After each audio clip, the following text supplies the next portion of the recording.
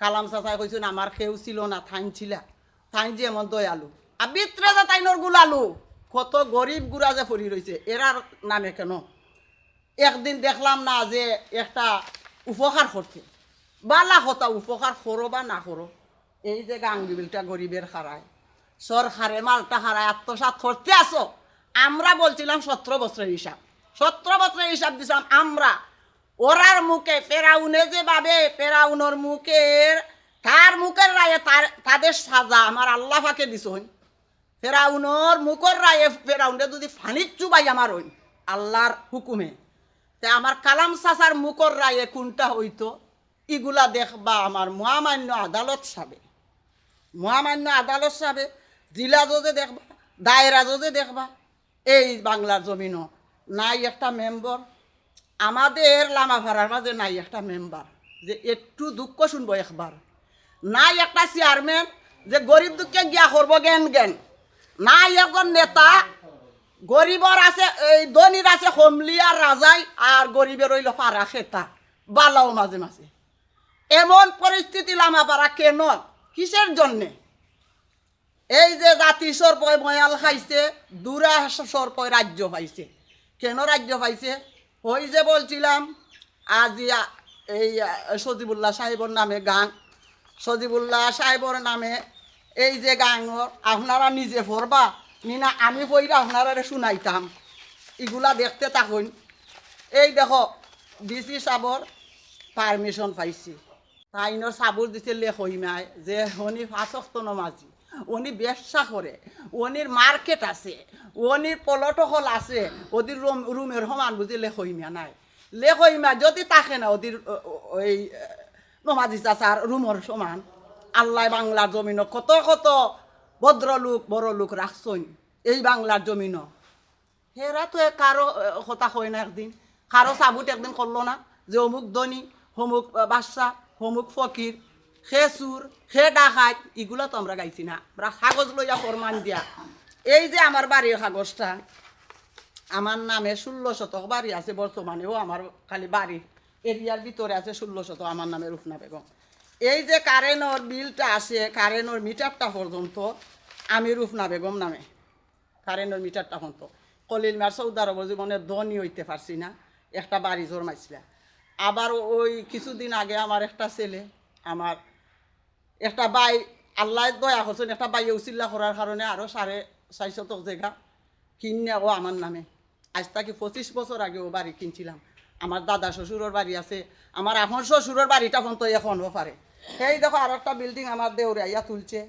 আমরা মোট এভারোর মাঝে 27টা ঘর আছি গনায় যদি এগুলা একটা মানুষ আইয়া যে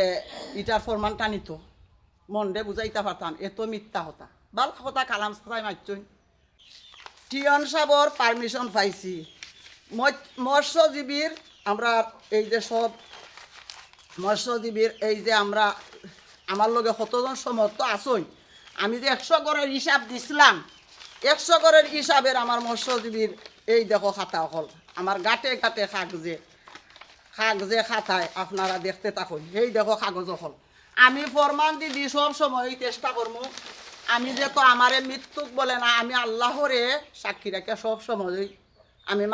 মাতি আর আমার আল্লাহরে অন্তরই রাখি কারণ আমি বয়স হয়ে গেছে কি আমার যে মাতা পিতা আমার ছোটোবেলা থেকে আমরা ভাই বোন সবাই আমরা মাতা পিতা সঠিক শিক্ষা দিয়া তুলছেন মিথ্যাবাদীর সাজা যে কতটুক আর মিথ্যাবাদীরে আল্লাহ ধ্বংস করণ চারা সফল করণ না সত্যবাদীরে আল্লাহ সফল করণ সত্যবাদীরে আল্লাহ এই যে সফল হইয়া দিবে আর মিথ্যাবাদীদের ধ্বংস হইব এগুলো আমরা মাতা পিতাই আমরা আদেশ আর শিক্ষা দিয়া উঠাইছি এর লাগে আমরা কোনো সময় মিথ্যা কথা বলি না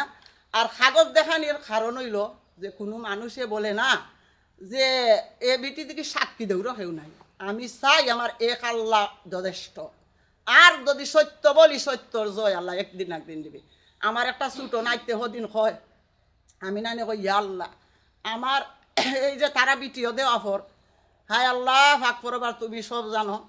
আমারে আল্লাহ ধৈর্য তফিক দিলাইছ দেখো আমরা 7 অক্টোবর করছিলাম সাংবাদিক সম্মেলন আজকে আরও 5 না 6 প্রায় 2 মাস হয়ে গেছে কেন আর বিটিয়ত গেলাম না, কেন লাইব গেলাম না? না যাওয়ার কারণ কি? আমরা যে আল্লাহ পবিত্র কুরআনের মাঝে দিছন, হাদিসও যে আসন, হাদিসও আছে, আর ফাক কুরআনের মাঝে যে আল্লাহ দিছন ইন্নাল্লাহা মা সাবিরিন। প্রথম ওই বুকরে ফাঁসান করলাম যে আল্লাহ যত ধরনের ওই মিথ্যা বলত, আল্লাহ যদি সত্য বইলা থাকে সত্যর জয় তুমি একদিন না একদিন দিবা। ছোট একটা নাইতে হয়, আল্লাহ সত্যবাদীর জয় করো, মিথ্যাবাদী ধ্বংস করো। এই যে একটা নাতি দেখছিল, ছোট নাতি, শিশু বাচ্চাটা 6 বছরের বয়স, এ যদি কয় সত্যবাদীর জয় হোক আর মিথ্যাবাদী ধ্বংস হোক, আর এর দে উঠদে মানছে আর কতবার কত স্লোগান দিব, বাজ্যা দেখো একবার। আমি আশা করি আমার এক আল্লাহ লাশরি আর দুনিয়ায় যদি আল্লাহ সঠিক বিচার রাখুন, সত্যবাদী জয় আল্লাহ হইতে করবা, ইনশাআল্লাহ একদিন জয় হইম। এই জয় ও আর পরে আমার এই যে যতজন আমার সমর্থনকারী আছেন, ওরা তো বলছে যে তারা যে মাছ ফারা কয়েকজন দেখো আমার বাড়ির সামনা খান, এই যে কলকলি নদী, যেই নদীরে লইয়া অভিযোগ, যেই নদীর মাছ নেওয়ার কারণে অভিযোগ, সেই নদীর মাঝে ওই 7-8 দিন আগে আরও নয় এক পাটি খারইছেন এই যে সান্দালি ছেলে রজম মিয়া, যাই লেখর কাছে টেকার বাঘ খাইছে, মাছ খাইছে, খাওয়া পরও কালামর অল্প একটু পয়সায়, সামান্য পয়সায় বিক্রি হয়ে গেছে। বিক্রি হইয়া তারা তো দা, আর আরও অনেকজন আইছেন, তারা বুঝি পঞ্চায়েতের মানুষ হইয়া আইছেন। এই যে মিস্ত্রি চাচা বয়স্ক মানুষ, উনির ছেলে এই যে তার নাম সাহেল, উনি আসছে। আবার পরশু দিন দেখি কোনো মাছও মারে তারা। এরপরে কালামর নেতৃত্বে তো সারই, কালামর নেতৃত্বে আর লেখইমান নেতৃত্বে একবারে যার বিনাশ। তে আমার কালাম চাচারে আল্লাহ যদি আমার সফল বিচার মহামান্য আদালত সাহেবর গেছে, আমি তো ফয়লা দিছিলাম, তারা সাংবাদিক সম্মেলনের পরে তারা আমারে প্রাণে মারার হুমকি দেয়, আমার বাড়ির নাকি ইট করলে আনি বগি, আমার সদস্যগণে যেন পায় তারা অত্যাচার করব, বছরে পাইলে বেজ্জত করব, ই ধরনের তারা গাওয়া। আমি একটু আমার আল্লাহর দরবারে বুকরে পাশান ডাক্কা বলছি যে আল্লাহ সত্যর জয় তুমি দিবা, যত ধরনের বান তুফান আসুক না কেন, তোমার দয়া থাকলে আমি হারব না। আমি নিচু হইছি না কোনো মানুষের গেছে। এই পরিবারের আতানগিরি লামাভাড়া এই যে মটেল থানা এবং সিলেট ডিস্ট্রিক্টের মাঝে শ্রীমঙ্গল থাকি, এমন কোনো মানুষে বলতে পারবে না যে আতানগিরি লামাভাড়ার ছেলে হও মেয়ে হও তারা এই যে সরকারের মাল খাওয়া জোর করি, বা একটা গরিবের হক মাইরা খাওয়া, বা 5টা টাকা গরিবের হক মাইরা, বা কোনো ধরনের ঘুষ সুদর টাকা দিয়া মসজিদ দান করা, এরা দেয় আর মজানির পয়সা। আমার মতন মহিলায় এক বেলা যদি খাই, চিন্তা করি আল্লাহ রাস্তায় যদি এই বাচ্চা কাচ্চার কষ্টর পয়সা তাকে দিতে আল্লাহও সফল করবা। আমরা তো এমন কোনো কিতা চিন্তা করি না যে বাচ্চা কাচ্চা কারো একটা ফাতা চিরক ইয়ে আদেশ দিছে না, এমন বাংলার জমিনও কেউ আজ পর্যন্ত একটা নালিশ দিছে না যে ওই লামাপাড়ার ফিশারমিনের মাঝে বা আমাদের পরিবারের মাঝে একটা নালিশ আছে।